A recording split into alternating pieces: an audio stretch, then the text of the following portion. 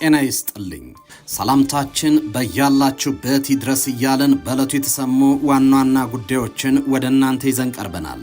ቻናላችንን ላይክ፣ ሼር እና ሰብስክራይብ ታደርጉ ዘንድ እየጋበዝን የዕለቱን ዜናዎች አበይት ነጥቦችን በማስቀደም አሁን እንጀምራለን። መቀሌን ከቦ የነበረው ኃይል አፈግፍጓል፣ ወደ ካምፑ ተመልሷል። ጀነራል ታደሰ ወረደ ከሰራዊቱ አመጽ በኋላ ለመጀመሪያ ጊዜ በአደባባይ ብቅ ብሏል። በሌላ በኩል ህወሓት ደብረጽዮንን በዚህ ሳምንት በይፋ ለመሾም እንቅስቃሴ ጀምሯል። ደብረጽዮን አንድ ሌላ እድል ስጡኝ ሲሉ መጠየቃቸው ተሰምቷል። ዝርዝሩን ይዘነዋል። ኤርትራ ላይ እርምጃ ተወሰደ።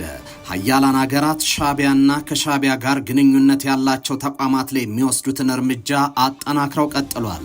በዚህ ሰሞን ሻቢያ ላይ ከባድ የሚባል እርምጃ መወሰዱን የደህንነት ቢሮ ይፋ አድርጓል። ትሰሙታላችሁ። የትግራይ ክልል ለፌደራል መንግስት የእግድ ጥያቄ ያቀረበ። ጥያቄው የቀረበው ከወራት በፊት መንግስት ይፋ ያደረገው አዲስ አዋጅ የትግራይ ነባራዊ ሁኔታ ያገናዘበ አይደለም በሚል ነው። ታዳምጡታላችሁ። በደባርቅ ዩኒቨርሲቲ በርካታ ተማሪዎች መታሰራቸውና መባረራቸው ተሰማ። ተማሪዎቹ ላይ እንዲህ አይነቱ እርምጃ የተወሰደው ከሳምንታት በፊት እርቦናል በሚል ሰልፍ መውጣታቸውን ተከትሎ ነው። ዩኒቨርሲቲው በበኩሉ የወሰድኩት የዲሲፕሊን እርምጃ ነው ብሏል። ዝርዝር አለን። መፈንቅለ መንግስቱ ከሸፈ። ወታደሮቹ መፈንቅለ መንግስት ማድረጋቸውንና የሀገሪቱን ብሔራዊ ቴሌቪዥን መቆጣጠራቸውን ይፋ ካደረጉ ከሰዓታት በኋላ ነው ፕሬዝደንቱ መፈንቅለ መንግስቱ መክሸፉን ይፋ ያደረጉት። የተወደዳችሁና የተከበራችሁ ተመልካቾቻችን አሁን በዝርዝርና በትንታኔ ወደምንመለከታቸው ጉዳዮች ተሻገርኩኝ። ኤርትራ ላይ እርምጃ ተወሰደ። ሀያላን ሀገራት ሻቢያና ከሻቢያ ጋር ግንኙነት ያላቸው ተቋማት ላይ የሚወስዱትን እርምጃ አጠናክረው ቀጥለዋል። በዚህ ሰሞን ሻቢያ ላይ ከባድ የሚባል እርምጃ መወሰዱን የደህንነት ቢሮ ይፋ አድርጓል። የስዊድን መንግስት ከስዊድን ለኤርትራ ኦርቶዶክስ ተዋሕዶ ቤተክርስቲያን የሚያደርገውን ድጋፍ በማቋረጥ እርምጃ ወስዷል። የኤርትራ ኦርቶዶክስ ተዋሕዶ ቤተክርስቲያን በስዊድን ከአምባገነኑ የኤርትራ መንግስት ጋር ግንኙነት በመፍጠር በስዊድን የሚኖሩ ዜጎች መብትና ነጻነትን የሚጥስ ተግባር ላይ መሳተፋቸው እንዲሁ መንግስት የሚሰጣቸውን ድጎማ በተዘዋዋሪ ለሻቢያ እንደሚያስተላልፉ የስዊድን ደህንነት አገልግሎት አረጋግጧል። ይህን ተከትሎም ከመንግስት ይሰጣቸው የነበረው ዓመታዊ ድጎማ እንዲቋረጥ መወሰኑን ስዊድን ሄራልድ አስነብቧል። የኤርትራ ኦርቶዶክስ ተዋሕዶ ቤተክርስቲያን በስዊድን በዓመት እስከ 800,000 ክሮነር ወይም ደግሞ $85,100 አካባቢ ከስዊድን መንግስት ድጎማ ስታገኝ መቆየቷን መረጃዎች ዋቢ በማድረግ ጋዜጣው አስነብቧል። ከሻቢያ ጋር ንክኪ ያለው ማናቸውም ግለሰብ፣ ቡድንና ተቋም የአውሮፓ ሀገራት እየታደነ ለፍርድ እየቀረበ ነው። በደባርቅ ዩኒቨርሲቲ በርካታ ተማሪዎች መታሰራቸውና መባረራቸው ተሰማ። ተማሪዎቹ ላይ እንዲህ አይነት እርምጃ የተወሰደው ከሳምንታት በፊት እርቦናል በሚል ሰልፍ መውጣታቸውን ተከትሎ ነው። ዩኒቨርሲቲው በበኩሉ የወሰድኩት የዲሲፕሊን እርምጃ ነው ብሏል። ከሳምንታት በፊት እርቦናል፣ ምግብ ይስተካከልልን በሚል በቲክቫ ኢትዮጵያ በኩል ጥያቄ ያቀረቡ የደባርቅ ዩኒቨርሲቲ ተማሪዎች ሰላማዊ ሰልፍ መውጣታቸው የሚታወስ ሲሆን በወቅቱ አመጽ ቀስቅሷል የተባሉ ተማሪዎች ሰሞኑን በጸጥታ አካላት በኃይል ከዶርማቸው መወሰዳቸውንና የተባረሩም እንዳሉ ተማሪዎቹ እየገለጹ ናቸው። ከትናንት በስቲያ 12 ተማሪዎች ከዶርማቸው በጸጥታ ኃይሎች እንደተወሰዱና ያሉበት እንደማይታወቅ ተማሪዎቹ ሲገልጹ የተስተዋሉ ሲሆን አንዳንዶቹ ደግሞ የተወሰዱት ተማሪዎች ቁጥር ወደ 17 ማድረሳቸውን ቲክቫ ዘግቧል። ሌሎቹ ደግሞ የ17 ተማሪዎች ስም ዝርዝር ሲጠየቅና ሲጻፍ እንዳስተዋሉም ገልጿል። ምግብ እንዲስተካከልልን መጠየቃችን ለስር ልንዳረግ አይገባም ሲሉ በሰላማዊ ወቅት የደረሰባቸውን በማስታወስ ያማረሩት ተማሪዎች አሁን ደግሞ ተማሪዎች በጸጥታ ኃይሎች እንዲወሰዱ እየተደረገ መሆኑን ለጉዳዩ አስቸኳይ መፍትሄ እንዲሰጥ ጠይቀዋል። መቀሌን ከቦ የነበረው ኃይል አፈግፍጓል፣ ወደ ካምፑም ተመልሷል። ጀነራል ታደሰ ወረደ ከሰራዊቱ አመጽ በኋላ ለመጀመሪያ ጊዜ በአደባባይ ብቅ ብሏል። በሌላ በኩል ህወሓት ደብረጽዮንን በዚህ ሳምንት በይፋ ለመሾም እንቅስቃሴ ጀምሯል። ደብረጽዮን አንድ እድል ስጡኝ ሲሉ መጠየቃቸውን የተሰማው እንደ ኤርትራ በሚፋጅ የፖለቲካ ትኩሳት እየተናጠ ከሚገኘው የትግራይ ክልል አሁንም አደገኛ መረጃዎች እየተሰሙ ነው። ጀነራል ታደሰን ለማስወገድ ከሻቢያ ጋር አብሮ እየተንቀሳቀሰ የሚገኝ የሚገኘው ህወሓት መቀሌ ዙሪያ የሰፈረውን ኃይል ጀነራሉ ላይ ማስነሳቱ የሚታወስ ነው።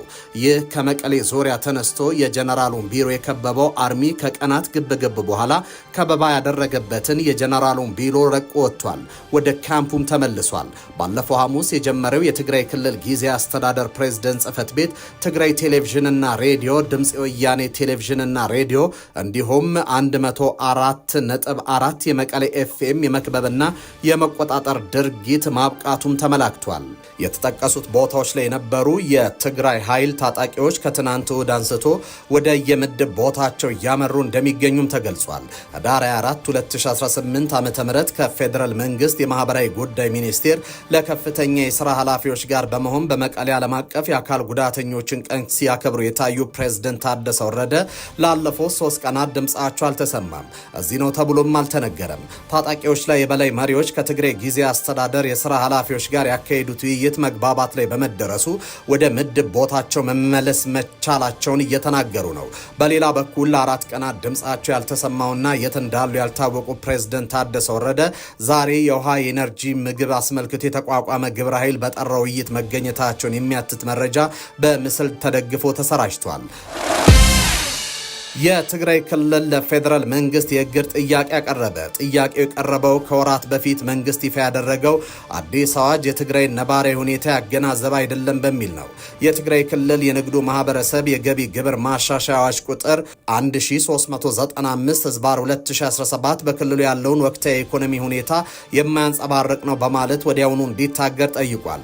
የትግራይ ንግድና ኢንዱስትሪ ምክር ቤት እንዲሁም የትግራይ ዘርፍ ማህበራት ምክር ቤት በመቀሌ ለጋዜጠኞች በሰጡት መግለጫ አዋጁ ከጦርነት በኋላ በክልሉ ያሉ ነጋዴዎችና ድርጅቶች ከሚገጥሟቸው ኢኮኖሚያዊ ሁኔታዎች ጋር የሚጣጣም አይደለም ብሏል።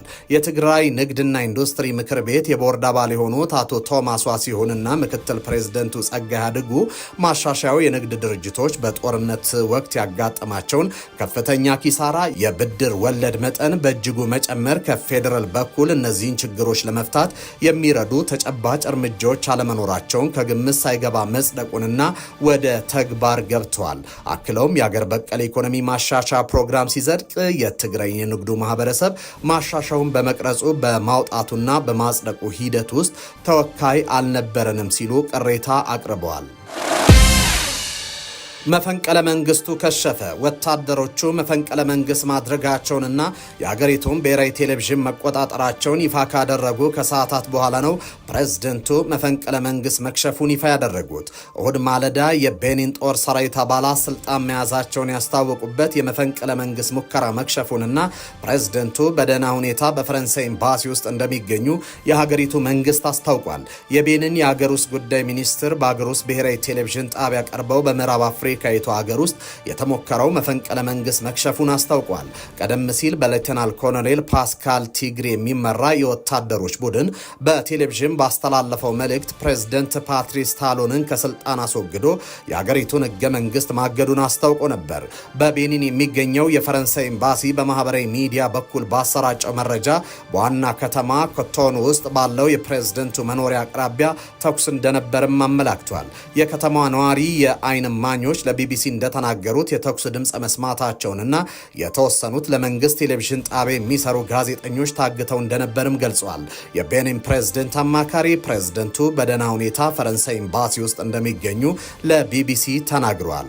የቤኒን ጦር ኃይሎች አባላትና አመራሮች በዚህ ሁኔታ ውስጥ ቃላቸውን በማክበር ለሪፐብሊኩ ታማኝ በመሆን በቁርጠኝነት ቆመዋል።